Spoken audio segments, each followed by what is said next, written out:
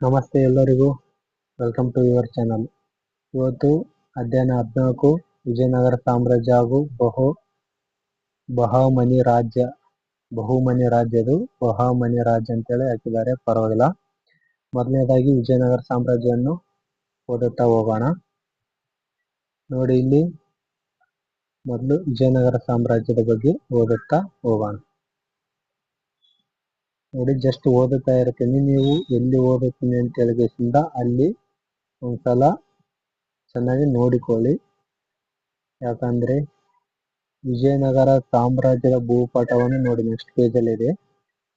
ಸಾಮ್ರಾಜ್ಯವು ಎಷ್ಟೊಂದು ವಿಶಾಲವಾಗಿದೆ ಅಲ್ಲವೇ. ಆ ಕಾಲದ ಜಗತ್ತಿನ ಬೃಹತ್ ಸಾಮ್ರಾಜ್ಯಗಳ ಪೈಕಿ ಅದು ಒಂದಾಗಿತ್ತು. ದೆಹಲಿ ಸುಲ್ತಾನರ ಸೈನಿಕ ಆಕ್ರಮಣಗಳ ಪರಿಣಾಮವಾಗಿ ದಕ್ಷಿಣ ಭಾರತದ ಗಣ್ಯರಾಜ್ಯಗಳು ಆಳಿದವು. ಇಲ್ಲಿನ ಧಾರ್ಮಿಕ, ಆರ್ಥಿಕ ಮತ್ತು ಸಾಮಾಜಿಕ ಜೀವನ ಅವನತಿ ಕಂಡಿತು. ಇಂತಹ ಸಂಕಟ ಕಾಲದಲ್ಲಿ ವಿಜಯನಗರ ಸಾಮ್ರಾಜ್ಯವು ಸ್ಥಾಪನೆಗೊಂಡು ಹಿಂದೂ ಧರ್ಮ ಮತ್ತು ಸಂಸ್ಕೃತಿಯನ್ನು ಪ್ರೋತ್ಸಾಹಿಸಿತು. ಸರ್ವಧರ್ಮ ಸಮಭಾವದಿಂದ ಸುಮಾರು 3 ಶತಮಾನಗಳ ಕಾಲ ಆಳ್ವಿಕೆ ನಡೆಸಿತ್ತು. ವಿಜಯನಗರ ಜಿಲ್ಲೆಯ ಹಂಪಿ ವಿಜಯನಗರ ಸಾಮ್ರಾಜ್ಯದ ರಾಜಧಾನಿಯಾಗಿತ್ತು. ಇದು 1336ರಲ್ಲಿ ತುಂಗಭದ್ರಾ ನದಿಯ ದಕ್ಷಿಣ ದಡದ ಮೇಲೆ ಸ್ಥಾಪನೆಯಾಯಿತು. ಎಲ್ಲಪ್ಪ ಅಂದ್ರೆ 1336 ತುಂಗಭದ್ರಾ ನದಿಯ ದಕ್ಷಿಣ ದಡದ ಮೇಲೆ ಈ ಒಂದು ಸಾಮ್ರಾಜ್ಯ ಸ್ಥಾಪನೆಯಾಯಿತು. ಕೃಷ್ಣದೇವರಾಯನ ಕಾಲದಲ್ಲಿ ವಿಜಯನಗರ ಸಾಮ್ರಾಜ್ಯ ಇಷ್ಟೊಂದು ಇದೆ.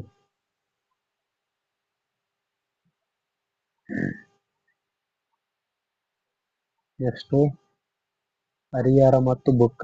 ಸಂಗಮ ಎಂಬಾತನ ಪುತ್ರರು ತುಂಗಭದ್ರಾ ನದಿಯ ದಕ್ಷಿಣ ದಂಡೆಯ ಮೇಲೆ ಸಾಮ್ರಾಜ್ಯದ ಅಡಿಪಾಯ ಹಾಕಿದರು. ಹರಿಹರ, ಬುಕ್ಕ, ಕಂಪಣ, ಮಾರಪ್ಪ ಮತ್ತು ಮುದ್ದಪ್ಪ ಇವರೇ ಸಂಗಮ ಸಹೋದರರು. ಸಾಮ್ರಾಜ್ಯವನ್ನು ಸಂಗಮ, ಸಾಳ್ವ, ತುಳುವ ಮತ್ತು ಅರವೀಡು ರಾಜವಂಶದ ರಾಜರು ಆಳಿದರು. ವರಹ ವಿಜಯನಗರದ ರಾಜ್ಯ ಲಾಂಛನ. ಕುಲದೇವರು ವಿರೂಪಾಕ್ಷ. ಇಂದುರಾಯ ಸುರತ್ರಾಣ ಎಂಬುವುದು ಅರಸರ ಬಿರುದು. ಹರಿಹರ ಮತ್ತು ಬುಕ್ಕ ವಿಜಯನಗರದ ಮೊದಲ ಇಬ್ಬರು ಅರಸರು. ಹರಿಹರನು ಹಂಪಿಯಲ್ಲಿ ಹೊಸ ರಾಜಧಾನಿಯನ್ನು ಕಟ್ಟಲು ಪ್ರಾರಂಭಿಸಿದನು. ಹರಿಹರನ ಆಳ್ವಿಕೆಯ ಕಾಲದಲ್ಲಿ ಬಹುಮನಿ ರಾಜ್ಯವು ಸ್ಥಾಪನೆಗೊಂಡಿತು. ಅಂದಿನಿಂದ ವಿಜಯನಗರ ಅರಸರು ಮತ್ತು ಬಹುಮನಿ ಸುಲ್ತಾನರ ನಡುವೆ ಆಗಾಗ ಯುದ್ಧಗಳು ನಡೆದವು. ನೆಕ್ಸ್ಟ್, ಪ್ರೌಢದೇವರಾಯ ಅಥವಾ ಎರಡನೇ ದೇವರಾಯ. ಸಾಮಾನ್ಯ ಶಕ 1424ರಿಂದ 1446. ಸಂಗಮ ವಂಶದ ಪ್ರಸಿದ್ಧ ದೊರೆಯಾಗಿದ್ದ ಪ್ರೌಢದೇವರಾಯನ ಆಳ್ವಿಕೆಯು ವಿಜಯನಗರದ ಮಹತ್ವಪೂರ್ಣ ಕಾಲವಾಗಿದೆ. ಸಾಮ್ರಾಜ್ಯದ ಕೀರ್ತಿ ಎಲ್ಲೆಡೆ ಹರಡಿತು. ಆಂತರಿಕ ನೆಮ್ಮದಿ, ಸಮೃದ್ಧಿ ನೆಲೆಸಿತ್ತು. ವಾಣಿಜ್ಯವು ವೃದ್ಧಿಯಾಯಿತು. ಪ್ರೌಢದೇವರಾಯನು ಗಡಿ ಪ್ರದೇಶದ ನಾಯಕರುಗಳ ದಂಗೆಯನ್ನು ಹತ್ತಿಕ್ಕಿದನು. ಸುಲ್ತಾನರ ವಿರುದ್ಧ ಹೋರಾಡಿ ಸಾಮ್ರಾಜ್ಯವನ್ನು ವಿಸ್ತರಿಸಿದನು. ಅಶ್ವಾರೋಹಿ ಮಹಮ್ಮದೀಯರನ್ನು ಸೈನ್ಯಕ್ಕೆ ಸೇರಿಸಿಕೊಂಡನು.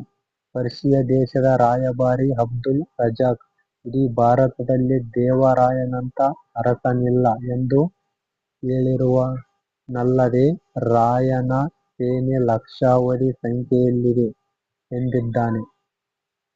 ಎರಡನೇ ದೇವರಾಯನು ಸಮರ್ಥ ಆಡಳಿತಗಾರ, ಧೀರ ಯೋಧ ಹಾಗೂ ವಿದ್ವಾಂಸನಾಗಿದ್ದನು.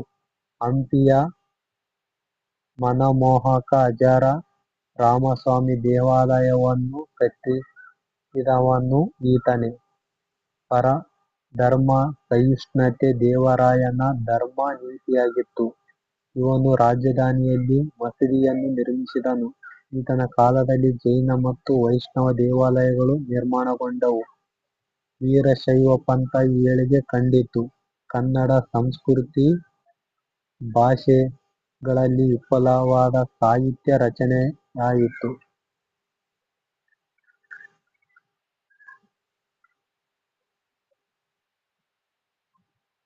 ನೆಕ್ಸ್ಟ್ ಸಾಳುವ ವಂಶ. ಸಾಮಾನ್ಯ ಶಕ 1485 1505. ಸಾಮಾನ್ಯ ಶಕ 1485ರಲ್ಲಿ ಅಧಿಕಾರಕ್ಕೆ ಬಂದ ಸಾಳುವ ನರಸಿಂಹನು ದುರ್ಬಲವಾಗಿದ್ದ ಸಂಗಮ ವಂಶದ 3ನೇ ವಿರೂಪಾಕ್ಷನಿಂದ ರಾಜಧಾನಿ ವಶಪಡಿಸಿಕೊಂಡು 6 ವರ್ಷಗಳ ಕಾಲ ಆಡಳಿತ ನಡೆಸಿದನು. ನೆಕ್ಸ್ಟ್ ತುಳುವ ವಂಶಿ 1505 1567. ಸಾಳುವ ನರಸಿಂಹನ ಮಕ್ಕಳು ಅಪ್ರಾಪ್ತನಾಗಿದ್ದ ಕಾರಣ ಸೇನಾನಿಯಾಗಿದ್ದ ತುಳುವ ನರಸನಾಯಕನ ವಶವಾಯಿತು. ಇವನು ಸಾಮಾನ್ಯ ಶಕ 1509ರಲ್ಲಿ ಮರಣ ಹೊಂದಿದ ನಂತರ ಆತನ ಸಹೋದರ ಕೃಷ್ಣ ದೇವರಾಯ ಅಧಿಕಾರಕ್ಕೆ ಬಂದನು. ನಂತರ ಕೃಷ್ಣದೇವರಾಯ ಸಾಮಾನ್ಯ ಶಕ 1509ರಲ್ಲಿ 1529ರವರೆಗೆ ತುಳುವ ವಂಶದ ಕೃಷ್ಣದೇವರಾಯನ ಘನವಂತ ಚಕ್ರವರ್ತಿ ಹಾಗೂ ಮಹಾಶೂರ. ಈತನ ಕಾಲದಲ್ಲಿ ಸಾಮ್ರಾಜ್ಯದ ಎಲ್ಲೆಗಳು ಉತ್ತರದಲ್ಲಿ ಕೃಷ್ಣಾ ನದಿಯವರೆಗೂ ಉಳಿದೆಡೆ ಸಮುದ್ರ ತೀರಗಳವರೆಗೂ ವ್ಯಾಪಿಸಿದ್ದವು. ನಂತರ ಈತನ ಸಾಧನೆಗಳು. ಕೃಷ್ಣದೇವರಾಯನು ಉತ್ತಮ ಆಡಳಿತಗಾರನಾಗಿದ್ದನು. ಸರ್ಕಾರದ ಆದಾಯದ ಕಾಲು ಭಾಗವನ್ನು ದಾನ ಧರ್ಮ ಮತ್ತು ಜನಕಲ್ಯಾಣ ಕಾರ್ಯಕ್ಕಾಗಿ ಬಳಸುತ್ತಿದ್ದನು. ಇವನ ಕಾಲದಲ್ಲಿ ಕೃಷಿ ಮತ್ತು ವ್ಯಾಪಾರ ಅಭಿವೃದ್ಧಿ ಹೊಂದಿದವು ಮತ್ತು ವಸ್ತುಗಳ ಅಗ್ಗವಾಗಿದ್ದುವು. ಕೃಷ್ಣದೇವರಾಯನು ಸಂಸ್ಕೃತ ಮತ್ತು ತೆಲುಗು ಭಾಷೆಗಳಲ್ಲಿ ವಿದ್ವಾಂಸನಾಗಿದ್ದನು.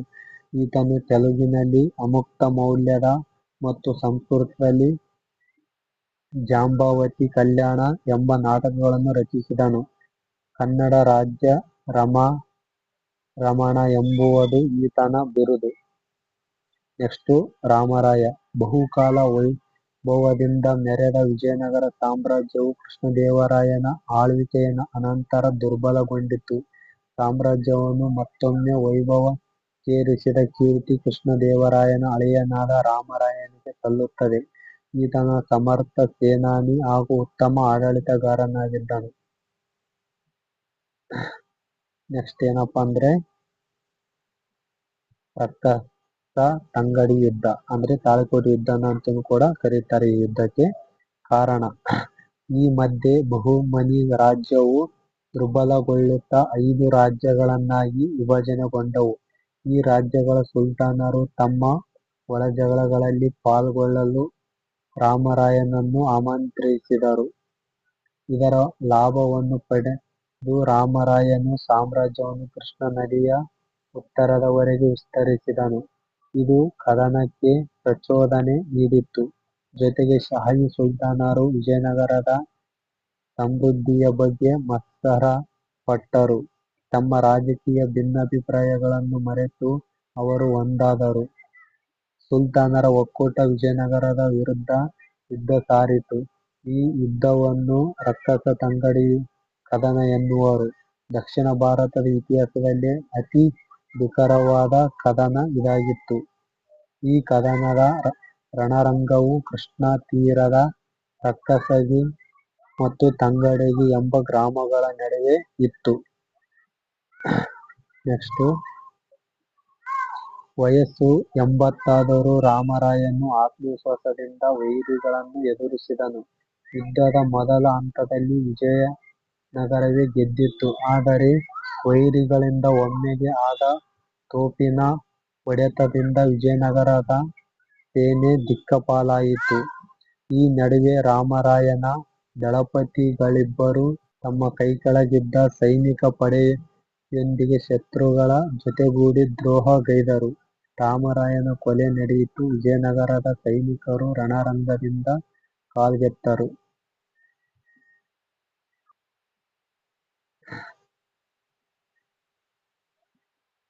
ರಾಮರಾಯನು ತಮ್ಮ ತಿರುಮಲನು ರಾಜಧಾನಿಗೆ ಧಾವಿಸಿ ಅಪಾರ ಸಂಪತ್ತನ್ನು ಆನೆಗಳ ಮೇಲೆ ಏರಿಕೊಂಡು ಆಂಧ್ರಪ್ರದೇಶದ ಪೆನುಗೊಂಡದತ್ತ ಧಾವಿಸಿದನು.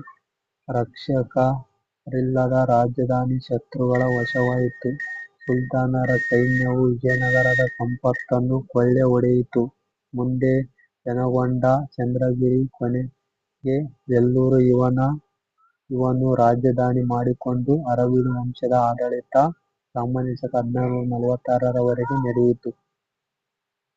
ಪರಿಣಾಮಗಳು: ವಿಜಯನಗರ ಸಾಮ್ರಾಜ್ಯದ ಅವನತಿಯಿಂದಾಗಿ ದಕ್ಷಿಣ ಭಾರತದ ಅನೇಕ ಮಹತ್ವದ ರಾಜಕೀಯ ಬದಲಾವಣೆಗಳಾದವು. ಸಾಮ್ರಾಜ್ಯದ ಉತ್ತರ ಭಾಗವು ವಿಜಯನಗರ ಮತ್ತು ಗೋಲ್ಕೊಂಡ ರಾಜ್ಯಗಳ ವಶವಾದವು. ಕರ್ನಾಟಕದಲ್ಲಿ ಕೆಳದಿ, ಮೈಸೂರು, ಚಿತ್ರದುರ್ಗ ಮುಂತಾದ ಸಾಮಂತ ರಾಜ್ಯರು ಸ್ವತಂತ್ರರಾದರು. ನೆಕ್ಸ್ಟ್, ಪ್ರವಾಸಿಗರು ಕಂಡ ರಾಜಧಾನಿಯ ವೈಭವ. ವಿಜಯನಗರ ರಾಜಧಾನಿ ಹಂಪೆಗೆ ಬಂದಿದ್ದ ಅನೇಕ ಮಂದಿ ವಿದೇಶಿ ಯಾತ್ರಿಕರು ಅಲ್ಲಿನ ವೈಭವ ಹಾಗೂ ಆರ್ಥಿಕ ಸಮೃದ್ಧಿಯನ್ನು ಮನಸಾರೆ ಕೊಂಡಾಡಿದ್ದಾರೆ. ರಾಜಧಾನಿಯನ್ನು ಕುರಿತು ಪೋರ್ಚುಗೀಸ ಯಾತ್ರಿಕ ಡೊಮಿಂಗೊ ಪಾಯಿಸ್ ಎಲ್ಲ ಬಗೆಯ ಸರಕುಗಳಿಂದ ಸಮೃದ್ಧವಾದ ಇಂಥ ನಗರಿಯು ಭೂಮಂಡಲದ ಮೇಲೆ ಬೇರೊಂದೆಡೆ ಇಲ್ಲ ಎಂದಿದ್ದಾನೆ. ಎಲ್ಲ ನಮೂನೆಯ ಮುತ್ತು, ಮಾಣಿಕ್ಯ, ರತ್ನ, ಪಂಚ, ಇಂದ್ರನೀಲ, ಬೆಲೆಯುಳ್ಳ ಬಟ್ಟೆ ಮುಂತಾದ ಇಲ್ಲಿ ದೊರೆತಿದ್ದವು ಎಂಬುದಾಗಿ ಬರೆದಿದ್ದಾನೆ. ರಾಜಧಾನಿಯನ್ನು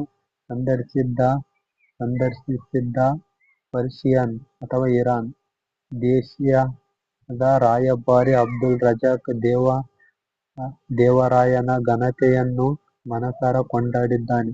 ಭೂಮಂಡಲದ ಮೇಲೆ ವಿಜಯನಗರದಂಥ ಇನ್ನೊಂದು ನಗರವನ್ನು ಕಣ್ಣುಗಳು ನೋಡಿಲ್ಲ, ಕಿವಿಗಳು ಕೇಳಿಲ್ಲ ಎಂದು ಉದ್ಗರಿಸಿದ್ದಾನೆ. ನೆಕ್ಸ್ಟ್, ಸಮಾಜ, ಆರ್ಥಿಕತೆ ಮತ್ತು ಸಂಸ್ಕೃತಿ. ಸಮಾಜ: ಗ್ರಾಮ ಸಭೆಯಲ್ಲಿ ಎಲ್ಲ ಜಾತಿಯ ಸದಸ್ಯರಿಗೆ ಪ್ರಾತಿನಿಧ್ಯವಿತ್ತು. ಪಟ್ಟಣಗಳಲ್ಲಿ ಅಂಜಮಾನ್ ಎನ್ನುವುದು ಮಧ್ಯಕಾಲೀನ ಕರ್ನಾಟಕದ ವ್ಯಾಪಾರಿ ಗುಂಪು. ಅಂಜಮಾನ್ ಎಂಬ ಮುಸಲ್ಮಾನರ ಸಂಸ್ಥೆಯಿದ್ದು ಅವರ ಪ್ರತಿನಿಧಿಗಳಿಗೆ ನಗರ ಗಣ್ಯರ ಸಭೆಯಲ್ಲಿ ಸ್ಥಾನಮಾನವಿತ್ತು. ಸ್ತ್ರೀಯರು ರಾಣಿವಾಸದೊಳಗಿನ ಲೆಕ್ಕಪತ್ರ ಬರೆಯುವುದು, ಕಾವಲು ಕೆಲಸ, ರಾಣಿಯರ ಸೇವೆ ಮುಂತಾದವುಗಳನ್ನು ಮಾಡುತ್ತಿದ್ದರು. ಸಾರ್ವಜನಿಕ ಪ್ರದರ್ಶನಗಳನ್ನು ನೀಡುತ್ತಿದ್ದ ಜಟ್ಟಿಗಿತ್ತಿಯರು ವಿಜಯನಗರದಲ್ಲಿದ್ದರು. ಜನಪ್ರಿಯವಾಗಿದ್ದ ನವರಾತ್ರಿ ಉತ್ಸವವನ್ನು ರಾಜಧಾನಿಯ ಮಹಾನವಮಿ ದಿಬ್ಬದಲ್ಲಿ ವಿಜೃಂಭಣೆಯಿಂದ ಆಚರಿಸಲಾಗುತ್ತಿತ್ತು.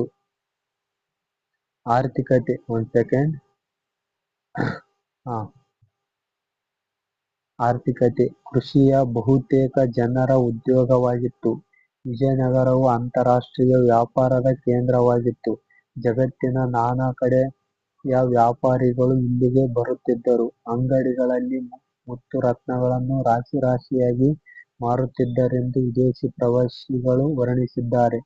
ಸಾಮ್ರಾಜ್ಯದ ಪಶ್ಚಿಮ ಹಾಗೂ ಪೂರ್ವ ಕರಾವಳಿಗಳಲ್ಲಿದ್ದ ಹಲವಾರು ಬಂದರುಗಳ ಮೂಲಕ ಸರಕುಗಳನ್ನು ರಫ್ತು ಮತ್ತು ಆಮದು ಮಾಡಲಾಗುತ್ತಿತ್ತು. ನೆಕ್ಸ್ಟ್, ಧರ್ಮ. ಎಲ್ಲ ಮತಧರ್ಮಗಳು ಸಾಮ್ರಾಜ್ಯದಿಂದ ದಾನದತ್ತಿ ಪಡೆಯುತ್ತಿದ್ದವು. ಯಾರಿಗೇ ಆಗಲಿ ತಮ್ಮ ಮತವನ್ನು ಅಡಚಣೆಯಿಲ್ಲದೆ ಆಚರಿಸುವ ಸ್ವಾತಂತ್ರ್ಯವನ್ನು ಅರಸರು ನೀಡಿದ್ದರು. ವಿಜಯನಗರದಲ್ಲಿ ಮುಸ್ಲಿಮರಿಗಾಗಿ ಮಸೀದಿಗಳನ್ನು ಕಟ್ಟಿಸಲಾಯಿತು. ಅವರನ್ನು ಸೈನ್ಯಕ್ಕೆ ಸೇರಿಸಿಕೊಳ್ಳಲಾಗಿತ್ತು. ಪೋರ್ಚುಗೀಸರ ಸಂಗಡ ವ್ಯಾಪಾರ ವೃದ್ಧಿಸಿಕೊಂಡ ವಿಜಯನಗರದ ಅರಸರು ಕ್ರೈಸ್ತ ಧರ್ಮಕ್ಕೂ ಪ್ರೋತ್ಸಾಹ ಕೊಟ್ಟರು. ಸಾಹಿತ್ಯ: ವಿಜಯನಗರ ಕಾಲದಲ್ಲಿ ಸಂಸ್ಕೃತ, ಕನ್ನಡ ಮತ್ತು ತೆಲುಗು ಸಾಹಿತ್ಯ ಸಮೃದ್ಧವಾಗಿ ಬೆಳೆಯಿತು. ಕನ್ನಡದ ಶ್ರೇಷ್ಠ ಕವಿಗಳಾದ ಕುಮಾರವ್ಯಾಸ, ಚಾಮರಸ ಮತ್ತು ರತ್ನಾಕರ ವರ್ಣಿ ಇದೇ ಕಾಲದವರು. ವಿಜಯನಗರ ಕಾಲವು ತೆಲುಗು ಸಾಹಿತ್ಯದ ಸುವರ್ಣಯುಗವಾಗಿತ್ತು. ಕುಮಾರವ್ಯಾಸ ನಾರಣಪ್ಪ ರಸವೇಶದಿಂದ ಕೂಡಿದ ಕವಿ. ಕರ್ಣಾಟಭಾರತ ಕಥಾಮಂಜರಿ ಈತನ ಕೃತಿ. ಚಾಮರಕನ ಪ್ರಭುಲಿಂಗ ಲೀಲೆ ಅಲ್ಲಮ ಪ್ರಭುವಿನ ಚರಿತ್ರೆಯಾಗಿದೆ. ಇದೊಂದು ಮಹತ್ವದ ಗ್ರಂಥ. ರತ್ನಾಕರ ವರ್ಣೀಯ ಭರತೇಶ ವೈಭವ ಮನಮೋಹಕ ಶೈಲಿಯ ಕೃತಿ. ನೆಕ್ಸ್ಟ್ ಸಂಗೀತ. ವಿಜಯನಗರದ ಅರಸರು ನೃತ್ಯಕಲೆ, ಚಿತ್ರಕಲೆ ಹಾಗೂ ಸಂಗೀತವನ್ನು ವಿಶೇಷವಾಗಿ ಪ್ರೋತ್ಸಾಹಿಸಿದರು.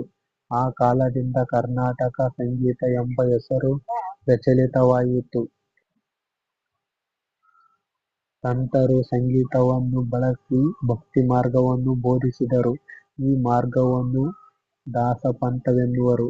ದಾಸರಲ್ಲಿ ಪುರಂದರದಾಸರು ಮತ್ತು ಕನಕದಾಸರು ಪ್ರಮುಖರು. ಲಕ್ಷಾಂತರ ಕೀರ್ತನೆಗಳನ್ನು ರಚಿಸಿ ಪುರಂದರದಾಸರು ಕರ್ನಾಟಕ ಸಂಗೀತ ಪಿತಾಮಹ ಎನಿಸಿಕೊಂಡರು.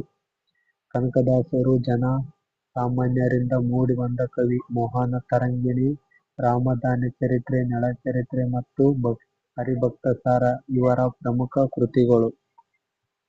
ನೆಕ್ಸ್ಟ್ ಶಿಲ್ಪಕಲೆ. ವಿಜಯನಗರದ ಕಾಲದಲ್ಲಿ ಕಟ್ಟಡ ರಚನೆಯನ್ನು ಕಣಶಿಲೆಯಿಂದ ಅಥವಾ ಗ್ರಾನೈಟ್ ಗಳಿಂದ ಮಾಡಲಾಯಿತು. ದಕ್ಷಿಣ ಭಾರತದ ಇಂದಿನ ಎಲ್ಲ ದೇವಾಲಯಗಳಿಗೆ ಎತ್ತರದ ರಾಯಗೋಪುರ, ಸುಂದರ ಕಲ್ಯಾಣ ಮಂಟಪಗಳನ್ನು ಒದಗಿಸಲಾಯಿತು. ಹೀಗೆ ನೂರಾರು ಕಡೆ ಇಂಥ ರಚನೆಗಳು ಸಾವಿರಾರು ಕೈಗಳಿಗೆ ದುಡಿಮೆ ನೀಡಿದವು. ನೆಕ್ಸ್ಟ್ ಹಂಪಿ. ಹಂಪಿ ಬಗ್ಗೆ ಹೇಳ್ಬೇಕಾದ್ರೆ ಅಜರ ರಾಮಸ್ವಾಮಿ, ವಿಜಯ ವಿಠ್ಠಲಸ್ವಾಮಿ, ಕೃಷ್ಣಸ್ವಾಮಿ, ಅಚ್ಯುತರಾಯ ಮುಂತಾದ ಸುಂದರ ದೇವಾಲಯಗಳು ಹಂಪಿಯಲ್ಲಿವೆ. ವಿಠ್ಠಲಸ್ವಾಮಿ ದೇವಾಲಯದ ಕಿರು ಸ್ತಂಭಗಳನ್ನು ತಟ್ಟಿದರೆ ಸಪ್ತ ಸ್ವರಗಳು ಹೊರಡುತ್ತವೆ. ಇಲ್ಲಿದೆ ನೋಡಿ ಅಜರ ರಾಮಸ್ವಾಮಿ ದೇವಾಲಯ ಹಂಪಿಯಲ್ಲಿ ಇರತಕ್ಕಂಥದ್ದು. ಶೃಂಗೇರಿಯ ವಿದ್ಯಾಶಂಕರ ದೇವಾಲಯ, ಅಜರ ರಾಮಸ್ವಾಮಿ ದೇವಾಲಯದ 1000 ಕಂಬಗಳ ಮಂಟಪ ಮತ್ತು ಮೂಡಬಿದಿರೆಯ 1000 ಕಂಬಗಳ ಬಸದಿ. ತ್ರಿಭುವನ ತಿಲಕ ಚೂಡಾಮಣಿ ವಿಜಯನಗರ ಕಾಲದ್ದು. ನಂತರ ಏಕಶಿಲಾ ವಿಗ್ರಹಗಳು. ಇದೇ ಕಾಲದಲ್ಲಿ ಭಾರಿ ಗಾತ್ರದ ಏಕಶಿಲಾ ವಿಗ್ರಹಗಳನ್ನು ಕೆತ್ತುವ ಶೈಲಿ ರೂಢಿಗೆ ಬಂದಿತ್ತು. ಹಂಪಿಯಲ್ಲಿರುವ ಅಂಥ ಶಿಲ್ಪಗಳೆಂದರೆ ಸಾಸ್ವೆಕಾಳು ಗಣೇಶ, ಕಡಲೆಕಾಳು ಗಣೇಶ ಹಾಗೂ ಲಕ್ಷ್ಮೀ ನರಸಿಂಹ. ವಿಠ್ಠಲಸ್ವಾಮಿ ದೇವಾಲಯದ ಮುಂಭಾಗದಲ್ಲಿರುವ ಏಕಶಿಲಾ ರಥ ಅತ್ಯಂತ ಸುಂದರವಾಗಿದೆ. ಇದು ಗರುಡನ ಗುಡಿಯಾಗಿದೆ. ಕಾರ್ಕಳ ಮತ್ತು ವೇಣೂರಿನಲ್ಲಿ ಬಾಹುಬಲಿಯ ಏಕಶಿಲಾ ವಿಗ್ರಹಗಳು ಶಿಲ್ಪಕೌಶಲ್ಯಕ್ಕೆ ಸಾಕ್ಷಿಯಾಗಿವೆ. ಇಲ್ಲಿವೆ ನೋಡಿ ಸಾಸ್ವೆಕಾಳು ಗಣಪ, ನರಸಿಂಹ, ಲಕ್ಷ್ಮೀ ನರಸಿಂಹ, ಕಲ್ಲಿನ ರಥ. ಇವು ಏನಪ್ಪಾ ಅಂದ್ರ ಹಂಪಿಯಲ್ಲಿ ಇರತಕ್ಕಂಥ. ಓಕೆ. ನೆಕ್ಸ್ಟ್ ಏನಪ್ಪಾ ಅಂದ್ರೆ ಬಹುಮನಿ ರಾಜ್ಯ. ಕೊಟ್ಟಿದ್ದಾರೆ ಬಹುಮನಿ ರಾಜ್ಯ. ಈ ಬಹುಮನಿ ರಾಜ್ಯವನ್ನು ನೆಕ್ಸ್ಟ್ ಒಂದು ವಿಡಿಯೋದಲ್ಲಿ ಓದುತ್ತಾ ಹೋಗೋಣ. Thank you so much for watching this video. Thank you to all.